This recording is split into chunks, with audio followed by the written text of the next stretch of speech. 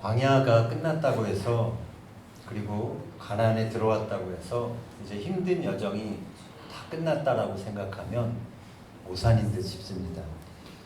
진짜 전쟁은 가나안에서 시작되기 때문입니다. 가나안이 이스라엘 백성들에게 약속된 그런 젖과 꿀이 흐르는 땅이었지만 그것을 온전히 차지하기 위해서는 가나안 족속들, 그 땅에 있는 족속들과 전쟁을 치르는 일이 남아 있었습니다. 그래서 전쟁은 선택이 아닙니다. 그들이 이스라엘 백성들이 반드시 거쳐야만 했던 그러한 필수 과정이었습니다. 그래서 모세는 가나안 진입을 앞둔 이스라엘 백성들에게 이 전쟁의 성격이 어떠한 것인지 그리고 어떻게 싸워야 하는 전쟁인지를 설명하고 있습니다. 하나님께서는 이 가나안 정복 전쟁을 인류 구속의 역사를 이루어가는 그런 한 방편으로 사용하셨습니다. 그리고 이 전쟁은 성도인 우리들이 매일 치러야 하는 영적 전쟁의 예표가 되기도 합니다. 이번에 한국에 다녀오면서 좀 안타까운 그런 마음들이 있었어요. 그것은 진짜 영적 전쟁을 수행하고 있는 교회와 성도가 예전에 비해서 많이 적어지고 또 약해졌다라는 느낌을 받았기 때문이었습니다. 부산에 이제 지나가는 길에 해운대를 지나갔었는데 젊은이들이 많이 모이는 그 거리에 점집이 쭉 이렇게 진치고 있었고요. 또 그 앞에 젊은이들이 역술인들의 점을 또 듣기 위해서 줄을 서 있는 것을 보게 되었습니다. 자신들의 미래를 하나님이 아닌 그러한 세상 신, 점, 굿 이러한 것에 묻는 그러한 것들이 이제는 너무나 보편화되고 대중화되었다라는 느낌을 받았습니다. 교회가 평화의 시대이기 때문에 전쟁을 하지 않는 것이 아니라 영적 전쟁을 감당해야 하는 그러한 사명이 있음에도 그것을 어떻게 할 줄 몰라서 안 하고 있다라는 또는 그것이 자신들의 우선순위가 아니기 때문에 그냥 싸우려 하는 영적 전쟁을 감당하려 하는 의지를 갖지 않은 채 살아가고 있는 듯한 그런 인상을 받게 되었습니다. 물론 다 그런 것은 아니겠지만 그래서 오늘 우리 신명기 20장에 전쟁에 관한 이야기가 나옵니다. 이 말씀을 통해서 우리가 어떻게 영적 전쟁을 감당해야 하는지 그 비결을 살펴보며 함께 은혜를 나누고자 합니다. 인간의 역사는 전쟁의 역사였습니다. 인류 역사의 그 긴 시간 중에 97%가 전쟁 기간이었다고 합니다. 3%만이 평화의 시대였다라고 합니다. 그런데 인류의 전쟁에는 현상적으로 나타나는 그러한 물리적인 차원보다 더 근본적인 영적 차원의 전쟁이 있습니다. 성경은 인류 역사를 뱀의 후손과 여자의 후손 사이에 갈등의 역사, 전쟁의 역사로 보고 있습니다. 창세기 3장 15절 읽겠습니다. 내가 너로 여자와 원수가 되게 하고 네 후손도 여자의 후손과 원수가 되게 하리니 여자의 후손은 내 머리를 상하게 할 것이요 너는 그의 발꿈치를 상하게 할 것이라 하시고 여기서 뱀의 후손에 대해서 나옵니다. 사탄의 지배를 받으며 하나님을 대적하는 세력을 말합니다. 반면 여자의 후손이 또 나옵니다. 물론 여자의 후손은 예수님이시지만 또 넓은 의미에서 하나님의 말씀을 따르는 하나님의 백성들을 가리키기도 합니다. 요한계시록은 인류 마지막에 있을 전쟁에 대해서 이렇게 소개합니다. 요한계시록 12장 7절 이하 같이 읽겠습니다. 하늘에 전쟁이 있으니 미가엘과 그의 사자들이 용과 더불어 싸울세 용과 그의 사자들도 싸우나 이기지 못하여 다시 하늘에서 그들이 있을 곳을 얻지 못한지라 큰 용이 내쫓기니 옛뱀 곧 마귀라고도 하고 사탄이라고도 하며 온 천하를 꿰는 자라. 그가 땅으로 내쫓기니 그의 사자들도 그와 함께 내쫓기니라. 아멘. 여기서 우리는 사단의 세력이 최종적으로는 패하고 만다라는 사실을 우리는 알게 됩니다. 인류의 역사는 처음 아담 때부터 사단의 세력과 하나님의 백성들 간의 그러한 전쟁의 역사라고 할 수가 있는 것입니다. 그리고 성도인 우리는 지금 눈으로는 잘 보이지는 않겠지만 인류 처음부터 시작된 그 영적 전쟁의 한복판에 우리도 매일매일 살아가고 있는 것입니다. 신명기 20장에 묘사되어 있는 이 가나안 정복 전쟁 역시 하나님의 구속 역사의 흐름 가운데서 우리가 이해를 할 필요가 있습니다. 신명기 20장 1절 다시 한번 읽겠습니다. 내가 나가서 적군과 싸우려 할 때에 말과 병거와 백성이 너보다 많음을 볼지라도 그들을 두려워하지 말라.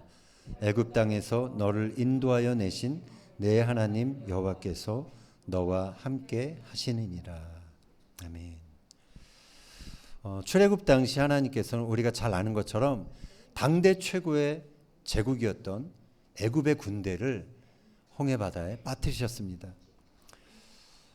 전쟁은 하나님의 백성을 애굽의 그 구속, 애굽의 속박에서 구원해내기 위한 그것을 위해서 반드시 필요했던 과정이었습니다.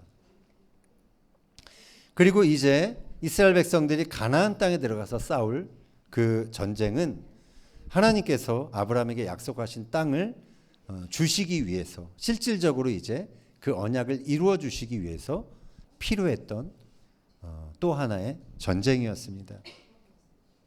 이 전쟁은 분명히 하나님께서 허락하신 것이었습니다.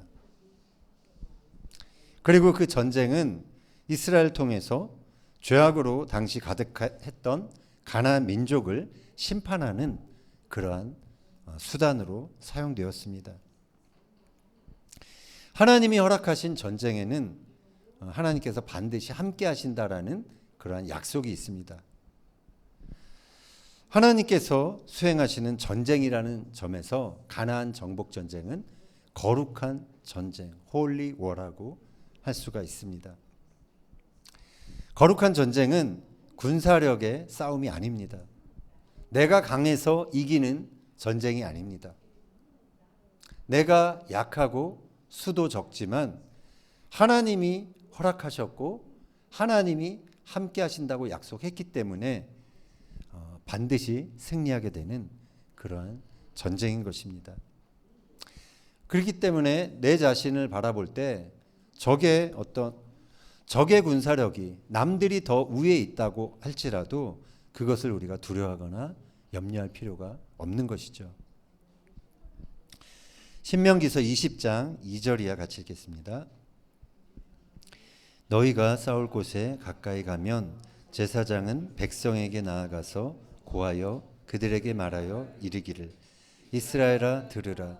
너희가 오늘 너희의 대적과 싸우려고 나왔으니 마음에 겁내지 말며 두려워하지 말며 떨지 말며 그들로 말미암아 놀라지 말라. 너희 하나님 여호와는 너희와 함께 행하시며 너희를 위하여 너희 적군과 싸우시고 구원하실 것이라 할 것이며. 아멘.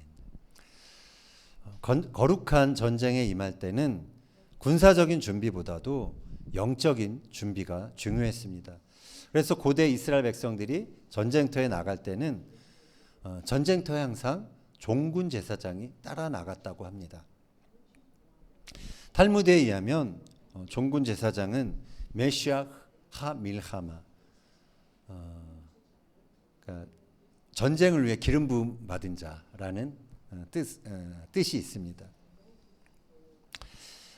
이 종군 제사장에게는 대제사장 버금가는 그러한 권위가 부여되었다고 합니다. 이들이 전쟁터에 나가서 군사들을 모아놓고 하나님의 말씀으로 그들에게 용기를 불어넣고 그들을 독려하는 그러한 역할을 했다는 것입니다. 그들이 가장 중요하게 생각하는 말씀, 쉐마 이스라엘, 들으라 이스라엘, 그 말을 시작으로 이제 종군 제사장이 군사들을 격려했고요. 이스라엘 군사들은 이 말을 들으면서 그래, 하나님이 우리의 유일하신 하나님이시다. 우리와 함께 하시는 분이시다. 우리에게 승리를 주시는 분이시다라는 믿음을 갖고 그 하나님을 위해서 목숨을 다하기까지 싸움에 임하는 그러한 과정들이 있었다라고 합니다. 예수님께서도 광야에서 사단과 영적 전쟁을 벌이셨습니다. 그때 예수님은 말씀으로 모든 유혹을 이기셨죠. 마태복음 4장 10절 읽겠습니다. 이에 예수께서 말씀하시되 사탄아 물러가라 기록되었으되 주 너의 하나님께 경배하고 다만 그를 섬기라 하였느니라. 아멘. 사단이 예수님에게 천하만국의 영광을 다 보여줬죠. 나에게 절하면 이것을 너에게 준다라고 그렇게 유혹했습니다. 그러나 예수님 안에 말씀이 있었습니다. 그 말씀이 생각나서 그 말씀으로 대적하죠. 사탄아 물러가라 기록되었으되 주 너의 하나님께 경배하고 다만 그를 섬기라. 나는 너를 섬길 수 없다.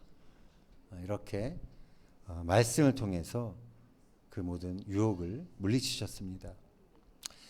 영적 전쟁에 임할 때 우리 역시 하나님의 말씀을 기억해내고 붙드는 것이 중요합니다. 우리에게 하나님의 말씀이 있을 때 싸움의 방향이 보이는 것입니다. 하나님의 말씀이 있어야 우리는 그냥 향방 없이 공격하지 않게 되고요. 우리가 상대하는 적이 누구인지 그것을 알아낼 수 있게 됩니다. 하나님의 말씀이 있어야 우리는 사단의 유혹에 속지 않습니다. 그가 천하만국의 영광을 다 준다고 해도 나를 어떠한 성공적인 그러한 위치에 보장시켜 준다 해도 우리는 흔들리지 않게 되는 것입니다. 하나님께서 가나안 전쟁을 수행하는 그 막중한 임무를 맡은 여호수아에게 다른 말씀을 주시지 않고 이 말씀을 주셨습니다. 여호수아 1장 8절 읽겠습니다. 이 율법책을 내 입에서 떠나지 말게 하며 주야로 그것을 묵상하여 그 안에 기록된 대로 다 지켜 행하라. 그리하면 내 길이 평탄하게 될 것이며 내가 형통하리라. 아멘. 전쟁에 나가는 최고 사령관에게 다른 지시를 하지 않았습니다. 하나님의 말씀, 이 토라를 가까이 하라. 그것을 가까이 할 때 너가 좌로나 우로나 치우치지 않게 된다. 너의 길이 평탄하게 된다. 다른 약속을 주시지 않았습니다. 전쟁에 나가라는 장군에게 성경책을 날마다 가까이 하라는 그런 말씀을 하나님이 주신 것입니다. 전쟁은 적과의 그 힘의 우위에 달린 것이 아니라 하나님과의 관계에 달려 있기 때문에 하나님은 그 어떤 상황 속에서도 이 이스라엘 백성들이 하나님께 더 가까이 말씀을 통해서 나아가기를 원했던 것입니다. 토라 포션에 있는 신명기 말씀 다시 한번 좀 우리가 살펴보겠습니다. 신명기 20장 5절 읽겠습니다. 책임자들은 백성에게 말하여 이르기를 새 집을 건축하고 낙성식을 행하지 못한 자가 있느냐. 그는 집으로 돌아갈지니 전사하면 타인이 낙성식을 행할까 하노라.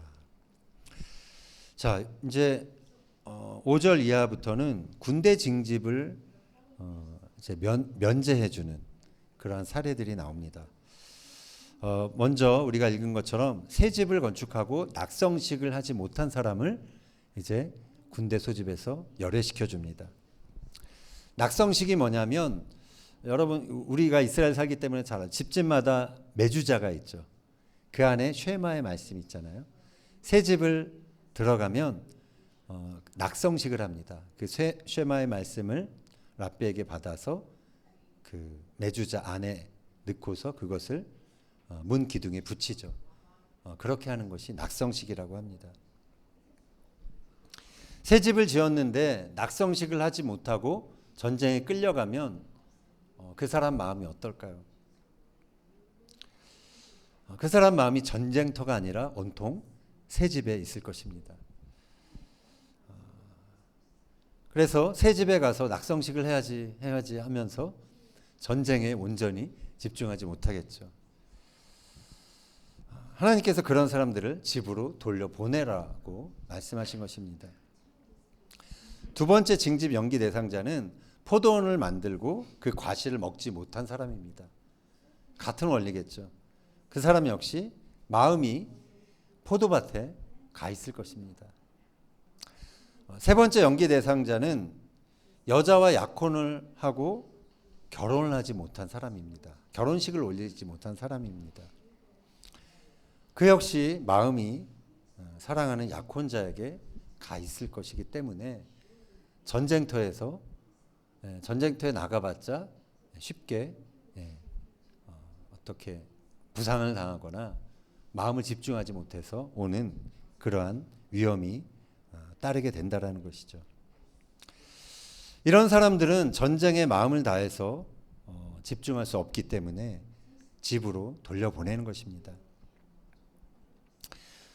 또 징집 연기에 또 다른 기준이 나오는데요. 8절, 20장 8절 읽겠습니다. 책임자들은 또 백성에게 말하여 이르기를 두려워서 마음이 허약한 자가 있느냐 그는 집으로 돌아갈지니 그의 형제들의 마음도 그의 마음과 같이 낙심될까 하노라 하고. 자, 우리가 여기서 전쟁의 그 거룩한 전쟁의 기준을 알 수 있습니다. 거룩한 전쟁은 수적인 우위로 싸우는 것이 아닌 것이죠. 수가 적더라도 마음을 다해서 전심으로 죽을 각오로 싸울 수 있는 사람, 그 사람이 참여하는 전쟁이라는 것입니다. 영적 전쟁도 마찬가지입니다. 영적 전쟁도 하나님의 말씀에 귀를 기울이며 전심을 다해 하나님을 위해 싸울 수 있는 사람이 하는 것이 영적 전쟁인 것입니다. 우리가 영적 전쟁을 감당하지 못하는 것은 너무도 많은 관심사로 인해서 우리의 마음이 분산되어 있기 때문에 그렇습니다. 전투에 올인할 마음의 준비가 되지 않았기 때문입니다. 바울은 성도들이 경험하는 영적 전쟁을 이렇게 묘사합니다. 에베소서 6장 12절. 우리의 씨름은 혈과 육을 상대하는 것이 아니요 통치자들과 권세들과 이 어둠의 세상 주관자들과 하늘에 있는 악의 영들을 상대함이라.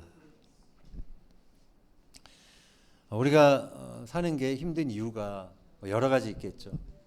그 중에 근본적인 이유는 우리의 혈과 육, 우리는 혈과 육을 가진 그러한 몸을 가진 사람들인데 우리의 배후에 사단과 어둠의 권세가 우리를 공격하고 있기 때문에 우리가 힘든 삶을 때로 살아가게 되는 것입니다.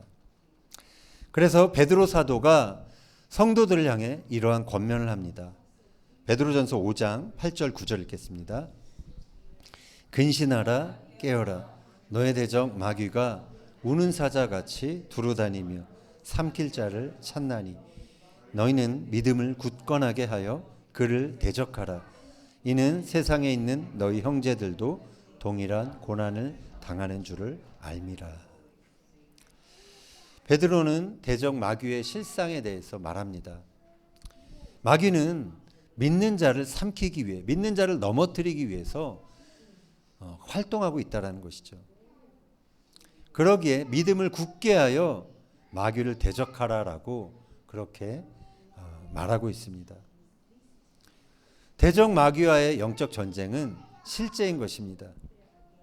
이 영적 전쟁에서는 아무도 열애가 없습니다. 영적 전쟁에서 열애가 된다라는 것은 마귀의 공격에 무방비 상태가 된다라는 것을 말하는 것입니다. 또 싸우지도 못하고 그 마귀 세상 신의 영향 아래 내가 그냥 그 영향을 받으며 살아간다라는 것을 말하는 것입니다. 그래서 우리가 하나님의 백성이라면, 성도라면 반드시 이 하나님을 위하여 그리고 우리 자신을 위하여 거룩한 전쟁을 하는 그러한 하나님의 군사들이 되어야 한다라는 것입니다. 신명기서 20장 16절 이하 같이 읽겠습니다. 오직 내 하나님 여호와께서 내게 기업으로 주시는 이 민족들의 성읍에서는 호흡 있는 자를 하나도 살리지 말지니 곧 헷 족속과 아모리 족속과 가나안 족속과 브리스 족속과 히위 족속과 여부스 족속을 내가 진멸하되 내 하나님 여호와께서 내게 명령하신 대로 하라. 우리가 여기서 거룩한 전쟁의 가장 핵심적인 특징을 보게 됩니다. 가나안 정복 전쟁의 가장 핵심적인 명령은 그 족속을 진멸하라라는 명령입니다. 이것이 현대 윤리 기준으로 볼 때는 좀 당황스러운 명령일 수도 있습니다. 진멸은 히브리어로 헤렘입니다. 하람이라는 동사에서 온 것인데 구별하다, 격리하다라는 그러한 뜻이 있습니다. 가나안 정복 전쟁은 철저히 가나안 족속과 격리하기 위한 그러한 전쟁이었습니다. 하나님께서 아브라함과 언약을 맺으실 때만 해도 가나안 족속의 죄는 그리 크지 않았던 것으로 보입니다. 그러나 가나안 정복 당시에 가나안 그 족속들의 죄는 하나님이 심판하셔야 할 만큼 그런 상태가 된 것으로 우리는 말씀을 통해서 짐작해 볼 수 있습니다. 창세기 15장 16절 같이 읽겠습니다. 시작.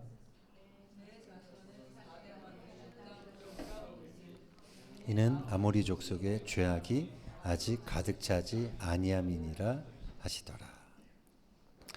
아브라함의 자손 그 4대가 가나안 땅으로 다시 돌아올 때는 가나안 족속들의 죄가 그 땅에 가득할 것이라고 하나님은 말씀을 통해 이미 가르쳐 주신 것이죠. 이스라엘 백성들이 가나안 땅에 들어갈 당시에 거기에 있는 거주민들은 자신들의 소원을 위해서 자녀를 제물로 드리는 그러한 인신제사를 드렸습니다.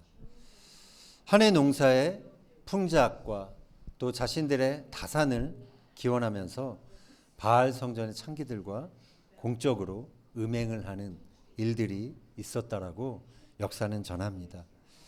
하나님께서는 이러한 죄악을 심판하기 위해 이스라엘 백성을 통해서 이제 진멸을 명하셨던 것입니다. 하나님은 그 이유를 이렇게 말씀하십니다. 18절 읽겠습니다. 이는 그들이 그 신들에게 행하는 모든 가증한 일을 너희에게 가르쳐 본받게 하여 너희가 너희의 하나님 여호와께 범죄하게 할까 함이니라. 아멘. 가나안 족속들이 그 땅에 남아 있으면 이스라엘 백성들이 하나님을 향한 그 믿음을 잃어버리고 세상 신을 쫓아갈까 봐 그러한 영향력을 끊기 위해서 진멸을 명한 것입니다. 그래서 거룩한 전쟁은 이스라엘 백성들이 자신들이 파멸당하지 않기 위해서 반드시 행해야 했던 그러한 전쟁이었습니다. 그러나 한편 이 전쟁의 규례는 이스라엘 백성들 자신들에게도 해당되는 엄중한 명령이었습니다. 레위기서 18장 24절 이하 보겠습니다. 너희는 이 모든 일로 스스로 더럽히지 말라. 내가 너희 앞에서 쫓아내는 족속들이 이 모든 일로 말미암아 더러워졌고 그 땅도 더러워졌으므로 내가 그 악으로 말미암아 벌하고 그 땅도 스스로 그 주민을 토하여 내느니라. 너희도 더럽히면 그 땅이 너희가 있기 전 주민을 토함과 같이 너희를 토할까 하노라. 아멘. 하나님은 그 땅의 거주민들, 가나안 족속들만 심판하시는 분이 아니라 너희도 그들처럼 우상에게 절하면 너희도 똑같은 결과를 맞이하게 될 것이다라는 그러한 말씀을 하셨습니다.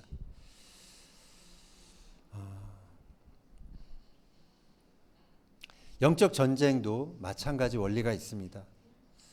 성경은 하나님의 아들이 나타나신 것은 마귀의 일을 멸하려 하심이다라고 말하고 있습니다. 마귀의 일을 멸하지 않으면 우리 역시 멸망당할 수밖에 없는 것이죠. 예수님은 이 땅에 오셔서 이미 사단의 권세를 무력화시키셨습니다. 그리고 구원의 역사를 시작하셨습니다. 골로새서 2장 14절 15절 읽겠습니다.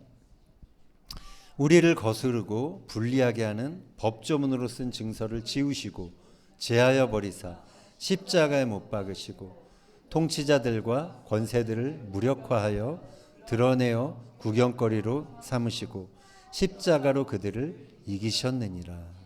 아멘. 예수님이 이미 십자가에서 승리하셨기 때문에 그 승리는 예수님의 승리를 믿는 우리에게도 주어진 것이라는 것이죠.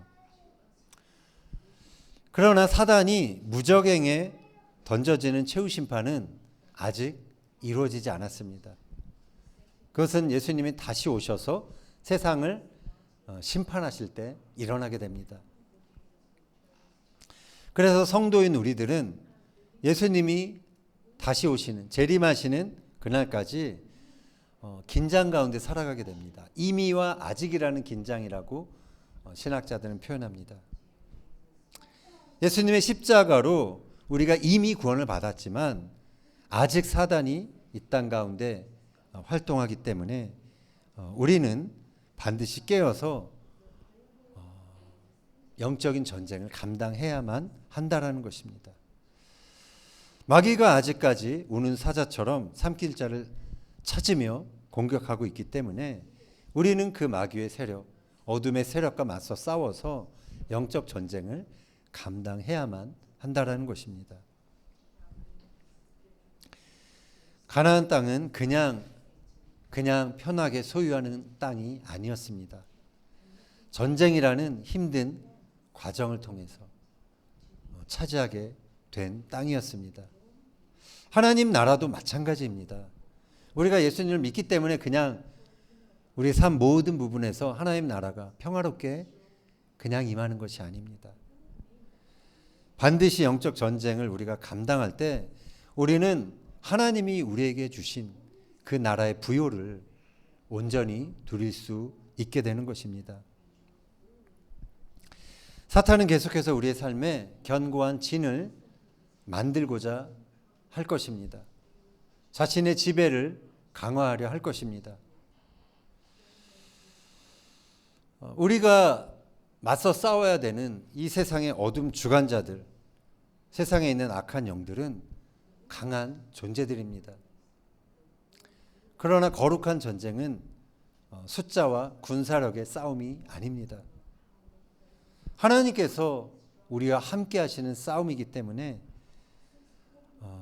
우리는 하나님과 함께 이미 승리를 보장받은 싸움에 참여하게 되는 것입니다. 여기 있는 우리 모두는 거룩한 전쟁에 소집된 자들입니다. 세상의 관심사에 마음이 빼앗겨서 우리가 감당해야 할 그 영적 전쟁을, 그 전쟁에서 열외되어 있지 않기를 소망합니다. 하나님의 말씀 안에 깨어 있어서 우리가 상대해야 할 적이 누구인지 분별할 수 있는 그런 우리 모두가 되길 바랍니다. 그리고 바라는 것은 우리 같은 편끼리 싸우지 않게 되기를 축원합니다.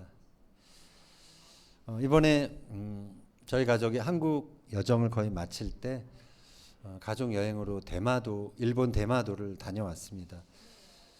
거기서 장로님이 계셨는데 장로님이 중요한 지점들을 안내해 주셨어요. 그 중에 아주 저에게 인상적이었던 그런 장소가 있었습니다. 소리는 안 나오지만 잠깐 한번 영상 10초 정도인데 바다입니다. 대마도 제일 남단에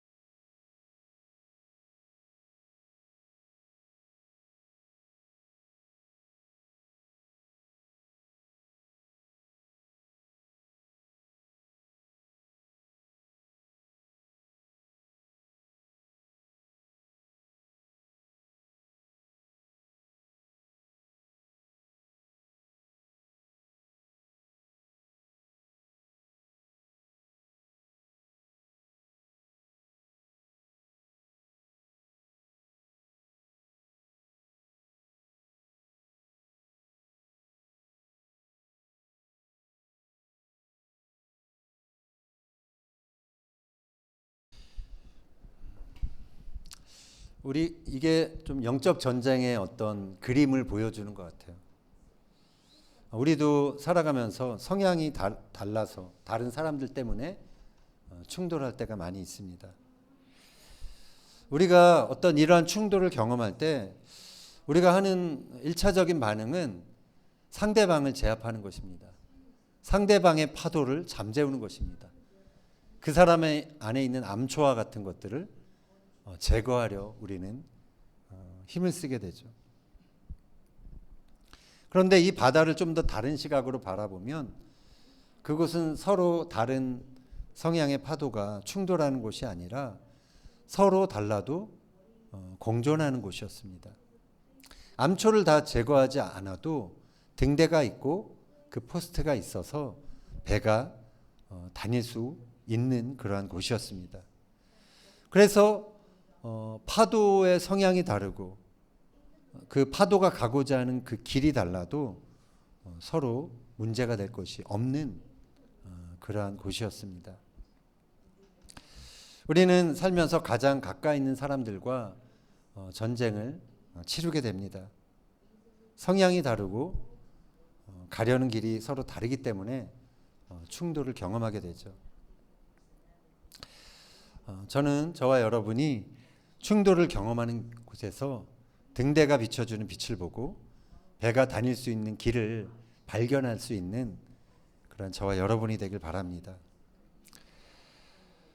성향이 달라 충돌을 경험해도 서로가 상생할 수 있는 그러한 길을 찾아서 평화롭게 공존할 수 있는 저와 여러분이 되길 바랍니다. 예수님은 우리 인생 항해에 빛이 되십니다. 예수님이 우리의 삶의 길이 되십니다. 그가 징계를 받음으로 우리는 평화를 누리고 그가 채찍에 맞음으로 우리는 나음을 받았도다. 예수님은 우리에게 길을 제시해 주시기 위해서 목숨이라는 대가를 지불하셨습니다. 그래서 오늘 많은 말을 했지만 가장 핵심적인 것은 십자가가 모든 갈등과 전쟁이 있는 곳에 빛을 던지고 길을 내는 그러한 가장 근본적인 방법이라는 것입니다. 여러분이 갈등하는 상황 속에서 여러분이 친구 관계 또 부부 관계나 가까운 사람과의 관계에서 갈등이 생길 때 충돌이 일어날 때 그때 이 십자가를 한번 너무 당연한 이렇게 적용하기는 쉽지 않지만 우리 머리로는 쉽게 아는 그러한 방법이죠. 십자가를 우리가 우리의 자존심을 내세우지 않고 십자가에서 나는 죽었다라고 선포를 해보십시오. 싸움은 바로 끝나게 됩니다. 그래서 저는 저와 여러분이 십자가를 감당함으로 우리가 대가를 지불함으로 분열과 다툼이 있는 곳에 빛을 던지고 또 길을 내는 그런 사람들이 되기를 축원합니다. 이스라엘에 한 달 만에 들어오니까 좀 막막한 느낌이 있습니다. 이스라엘에 있으면서 해야 하는 그 오래된 전쟁들을 다시 또 이제 해야겠구나라는 그러한 막막함이 아침에 딱 눈을 뜨니까 있더라고요. 그때 엎드려야겠구나, 엎드려야 한다라는 마음이 제 마음에 떠올랐습니다. 기도해야, 그리고 말씀을 통해서 하나님이 주시는 그런 확신이 내 안에 있어야 우리는 우리에게 주어진 전쟁을 감당할 수 있게 되는 것입니다. 우리가 왜 싸워야 하는지, 왜 이 전쟁을, 남들이 안 하는 전쟁을 해야 하는지,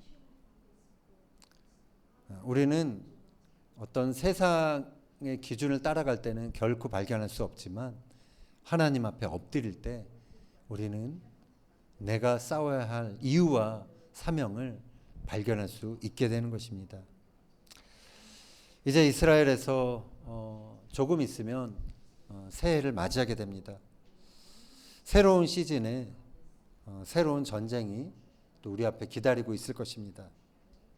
그래서 우리가 좀 힘든 시기이지만, 여름 우리가 지치고 또 힘들어 할 수 있는 그런 시기이지만 우리가 더 영적으로 무장할 수 있는 그러한 시간들이 되기를 바랍니다.